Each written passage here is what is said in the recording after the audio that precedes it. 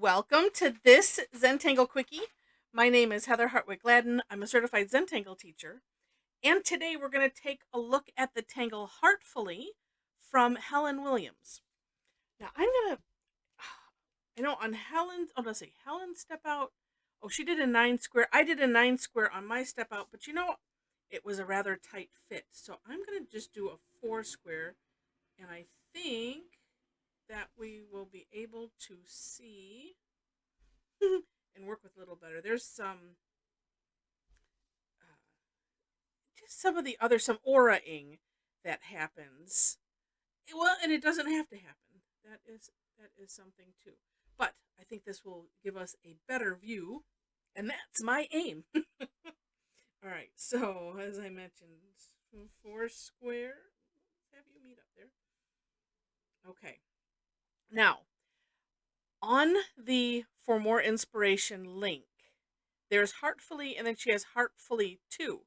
The only difference that I could see is right off the bat, the heart is either straight or a little wonky.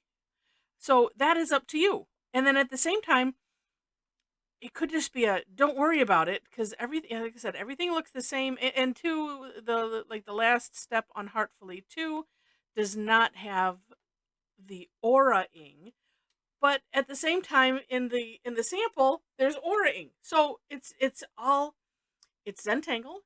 You can play with it how you want, right? We get the basic tangle and then we have fun. All right, so I just wanted to share those two things because I put a sample of basic Heartfully 2 on the last box on my step out, just so that way it's there. All right, I'm gonna do the little bit wonky one because that's how it would end up anyway. The first challenge that I have with this one is making sure to draw these hearts. And if you want to think of the hearts, if we think in elemental stroke language, it would be two C-shaped curve lines, right? So I'm going to start off and I'm going to aim for the center, and then just kind of I'm bringing it in a little bit like that. And you know what? Let's do one at a time, and then maybe I'll do the other three. At yeah, I was gonna do each of that corner, but sometimes it's good because we're doing the same thing in each corner, and you want them to butt up next to each other like that without having to stretch and deform it too much. And on some of mine, on my step out in particular, I had some like that, and then the end result, it doesn't matter, and that's what's beautiful about Zentangle. Period. All right, so just doing these shapes all the way around, and that way too. And hey, in Zentangle close, you still get this cigar. Okay, so this way, for me, I kind of get a feel. Okay, there's where the centers. That's how long that one should be, and then let's do the others. We'll see how well we do.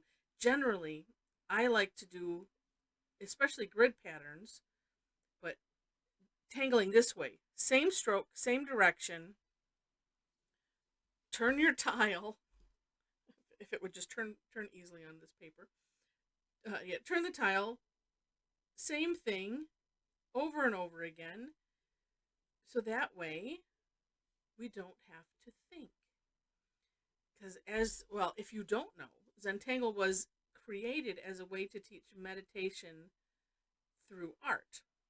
And so part of that is the repetition. Actually, most of it is the repetition. Because as I like to also add in, you get the meditation for me is always as a side effect, because I could be teaching a class and standing up teaching, not just sitting at my desk and doing a video, and and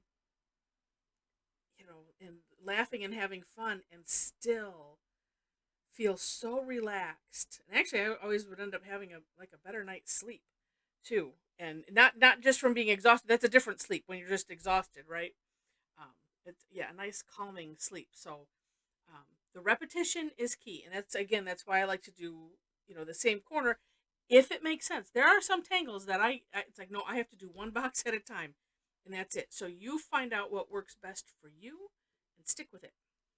And that's why I also share lots of different thoughts, because one might not work for you and another one might. So there. All right. So this is it basically. And again, if the Heartfully two, they were just straight, so you didn't worry about um, you know, having this little curve in here. Oh, let me flip back on my other screen. Yeah, yeah. That unless I'm missing something, this was really the only difference. All right, then I mentioned this aura-ing. So the next step that Helen has for us is to aura these outsides, and just kind of aura the contour as best as you can. And this is why I mentioned that, it's a tight fit. Actually, I'm going to do all of the sides where this is comfortable. And then turn, do the same thing over again. One of the things about tangling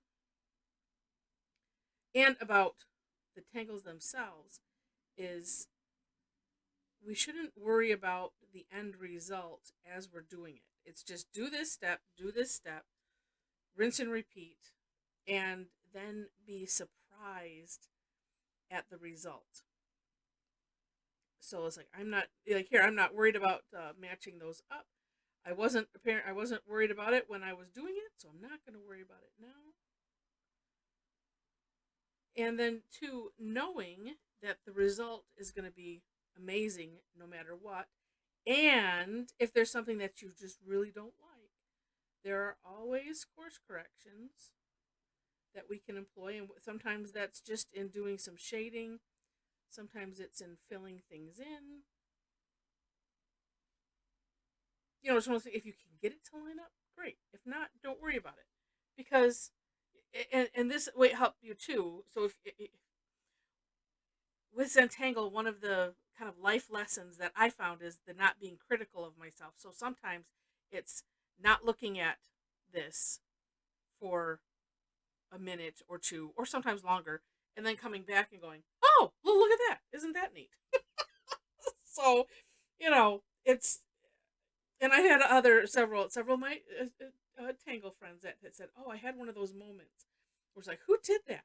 And it happens. So next, I'm just going to fill in with a little orb in the center.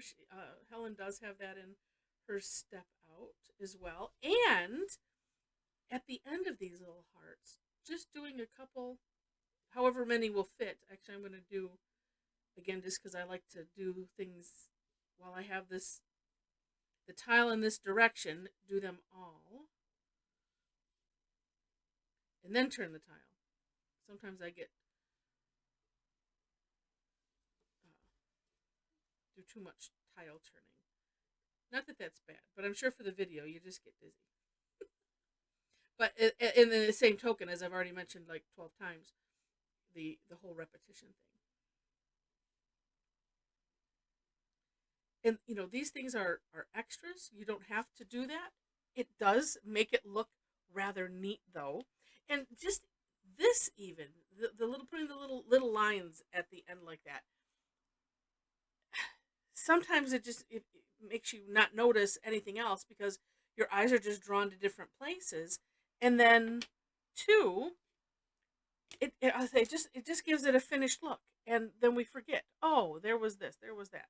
Nah, we have to work to not worry about that. Now I'm going to throw in some shading here. And what's neat about this hash, I always want to say it's not hashtag because that's different. Hash marks, hash lines. I forget, but it adds automatic shading in that area. But it's nice sometimes if you want to, you can just leave it the way it is and shade some other place if you wish. But I like to sometimes add the graphite right to it and just bring it out a little bit more. And having those lines just accentuates it. I think it looks kind of old worldy too, like makes me think of like wood cutout printing.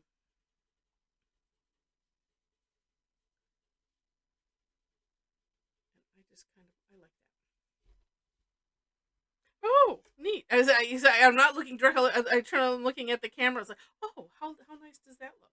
Now, something else you could do, as I noticed, this was in the Heartfully 2 step out that she had. You could,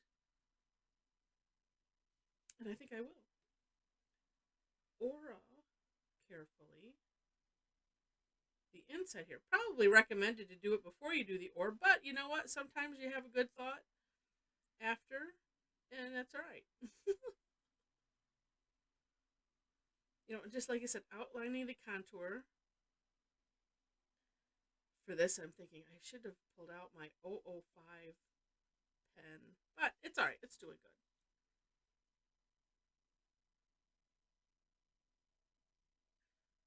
Aura-ing is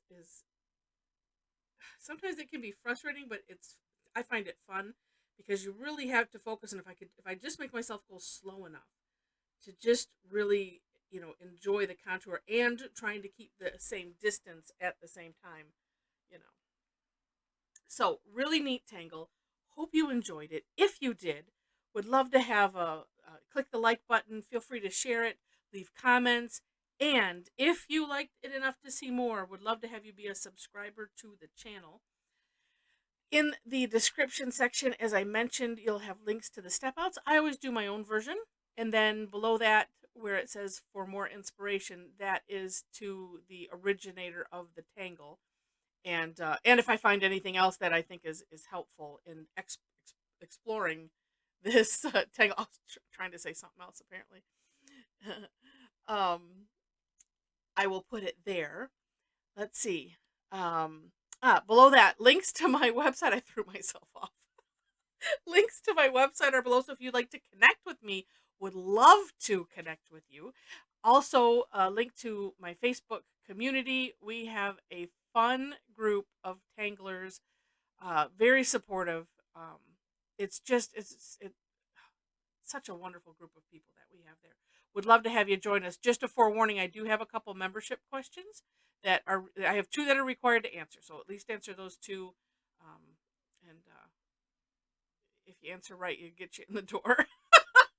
So, anyway, we have a lot of fun. I do also teach classes online almost twice weekly.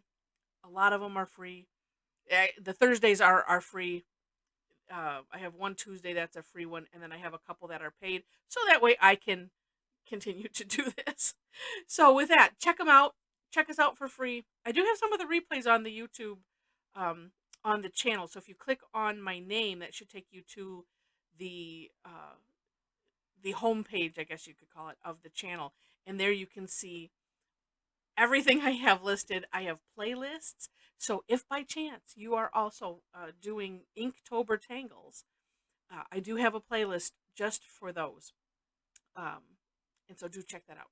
All right. So with that, thanks so much for watching, and I wish you happy tangling.